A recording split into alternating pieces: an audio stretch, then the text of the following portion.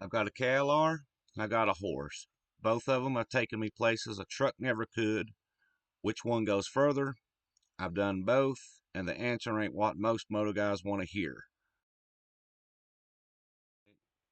Now, I'm not sitting here theorizing about this. I've got the KLR and I've got a horse. I've done moto camping, taken it up trails, and I've got horses. I've done the horse camping, wall tent, high line, the whole deal.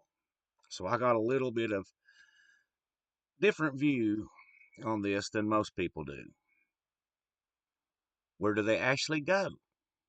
Well, let's start with where they go. The KLR is a dual sport. It'll go where a dirt bike goes. It'll go where a car can't. You can cover 200 miles in a day, but, and here's the thing, it still needs a trail. Hit a creek crossing that's too deep, and you're done. Hit a log too big to fit over, you're done.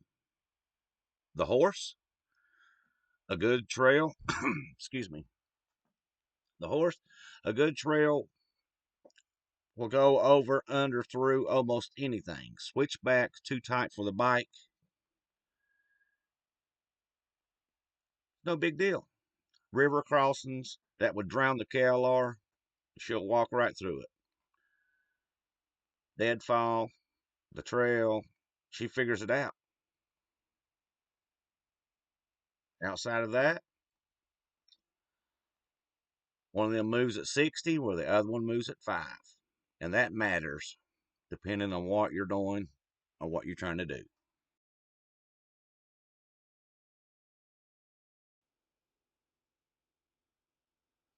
And here where it gets real.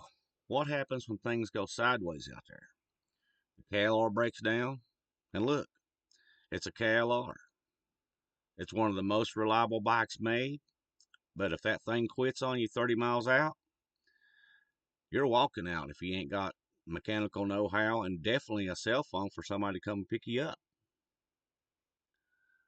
The horse, yeah, a horse can go lame, a horse can spook, a horse can just have a bad day. But a horse also knows the way home better than your GPS does. I've had her to find trails I didn't even know were there. And here's one thing that nobody talks about. What do they eat? Yeah, the KLR needs gas. You run out of gas deep in the back country, you've got a problem. A horse, long as there's grass and water, it's good to go. That's a different kind of self sufficiency. If this is your first time here, welcome to the All Terrain Outpost. Hit subscribe. This is just a few things we do. Stay tuned. Now, here's the part that's hard to put in words. Both of them put you out there, both of them get you away from the noise, but they feel different.